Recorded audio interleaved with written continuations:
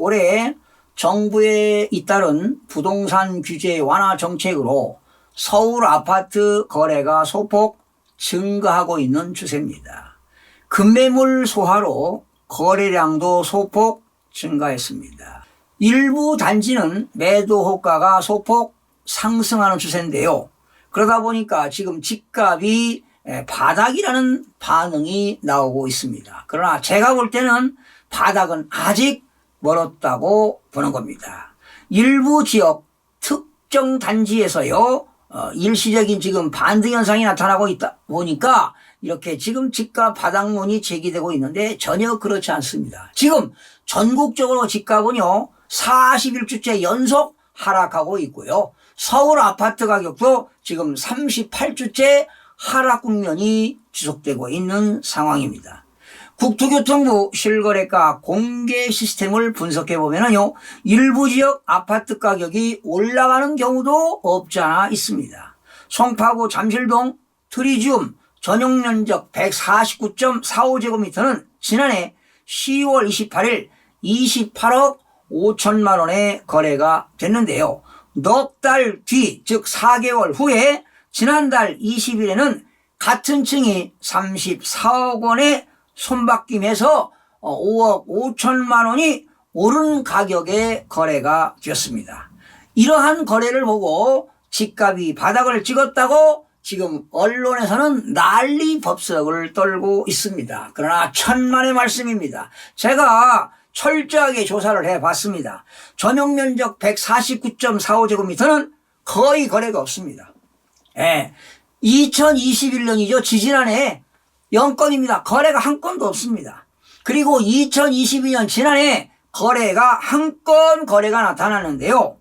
이거 보니까 제가 볼 때는 경제적으로 여력이 있고 꼭 필요한 사람이 매수한 것으로 보입니다. 투기 거래가 아니고요. 실수요자가 꼭 필요해서 구입한 것으로 나타났습니다. 잠실동 트리지움 전용 면적 84.83제곱미터인데요. 2021년 9월에 최고가 24억 5천만 원에 거래가 됐습니다. 그런데 올해 들어서 1월 19일 18억 2,500만 원, 1월 28일 18억 5천만 원, 이달입니다. 2월 1일 날 18억 7천만 원, 2월 4일 날 18억 8천만 원, 2월 6일 날 19억 원. 여러분, 이렇게 급금에만 거래가 되고 있습니다. 그러면 여러분 최고가 대비 얼마 떨어졌습니까? 6억 원이 떨어졌어요. 이렇게 떨어지는 것이 정상적인 가격이라고 보는 겁니다. 그런데 일부 언론에서 집값이 반등하고 있다고 계속 기사가 쏟아져 나오고 있는데요. 이런 기사를 여러분 맹신하면 절대로 안 됩니다. 분명히 말씀드립니다. 여러분, 그러면 언론 보도 기사를 살펴볼까요? 강남구 개포동 개포주공 6단지 전용 면적 83.21제곱미터도 지난해 12월 17일 19억 원 3층입니다. 최저가를 기록한 뒤 지난달 13일 23억입니다. 이건 10층입니다. 아무래도 저층하고 고층은 가격 차이가 있기 마련인데 4억 원이 반등했다. 집값 반등을 뒷받침해주는 사례들이다. 이런 걸 지금 언론에서 소개하고 있는데요. 제가 이 기사를 철저하게 분석해 봤습니다. 거래 기사는 맞아요. 그런데 매매 거래가 딱 한 건입니다. 한 건 가지고 집값이 반등했다고 지금 호들갑을 떨고 있는데 이건 아니지요. 꼭 필요한 사람이 살 수도 있어요. 그렇다고 집값이 올라간다는 건 어불성설이라고 보는 겁니다. 여러분, 이런 기사를 믿고 매수하면 여러분 훗날 반드시 후회합니다. 자, 강남구 개포동 개포주공 6단지 전용 면적 83.21제곱미터 거래를 분석해 봤는데요. 2021년 2건 거래가 발생했습니다. 지금 거래 전력 상태입니다. 2021년 5월 15일 날 26억 원의 거래가 됐습니다. 그리고 2021년 7월 24일 최고가 28억 5천만 원. 이게 집값입니까? 이게? 말이 안 되죠. 그런데 지난해 2건 거래가 발생했어요. 2022년 1월 15일 28억의 거래가 되었고, 그리고 2022년 12월에 19억의 거래가 됐습니다. 그럼 얼마 떨어졌어요? 9억 원이 떨어진 겁니다. 네. 그리고 2023년 현재 한 건 거래가 발생했는데 1월에 13일 날 23억 원 거래가 발생했다고 가격이 막 상승했다.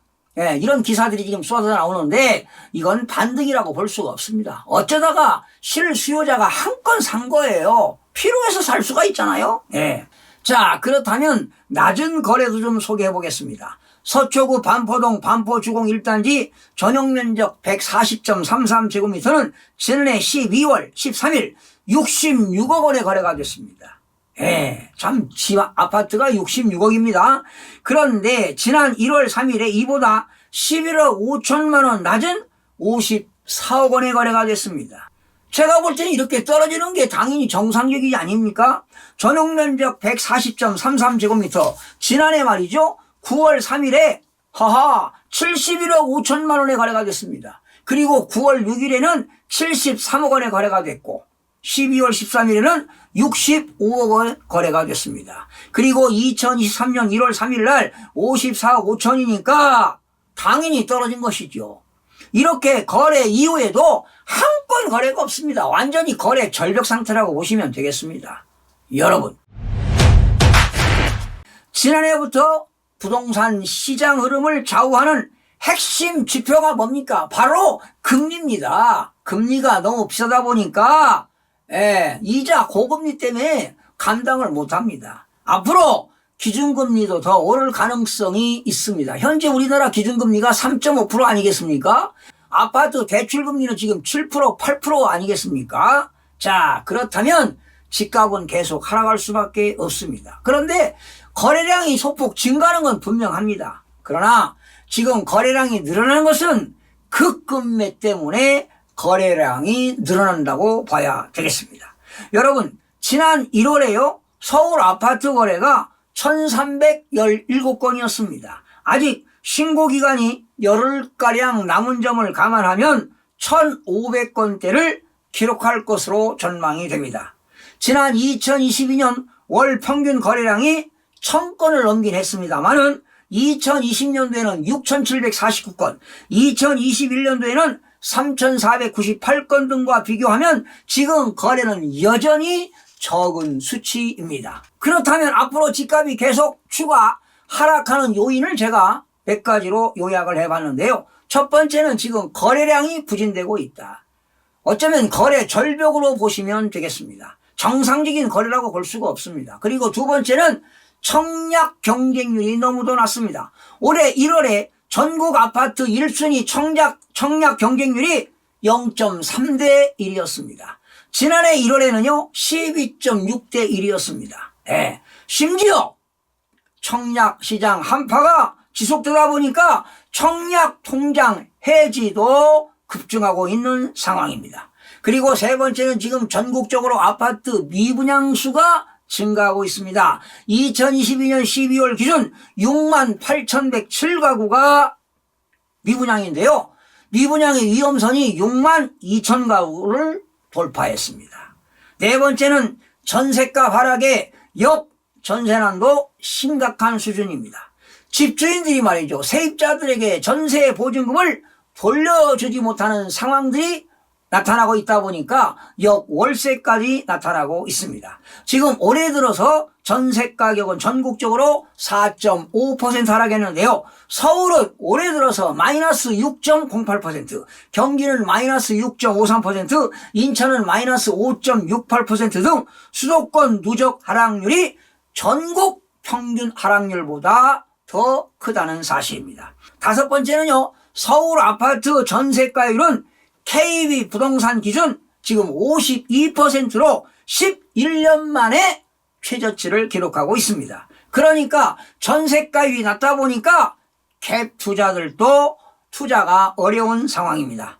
여섯 번째는 가구 소득 대비 평균 주택가격입니다. PIR이 너무도 높은 수준에 있다는 것입니다. 그러니까 자기가 벌어들인 소득 가지고는 집을 살 수가 없다는 것입니다. 너무 많이 올랐다는 것 아니겠습니까? 일곱 번째는 지금 금리는 고금리입니다. 지금 고금리 고물가에 말이죠, 대외적인 경제 환경 여건들이 열악합니다. 이런 상황에 집값이 올라가겠습니까? 결론적으로 지금 서울과 수도권은요, 전세 가격이 하락하고 있고 거래는 절벽 수준 상태에 오르고 있습니다. 그렇다면 집값은 계속 하락할 수밖에 없습니다. 당연히 서울과 수도권은 물론 지방도 역시 올해 계속 집값은 하락할 것으로 보여집니다. 시청자 여러분 고맙습니다. 유익한 정보로 다음 시간에 찾아뵙겠습니다. 마음이 드셨다면 구독, 좋아요 꼭 부탁드리겠습니다. 고맙습니다.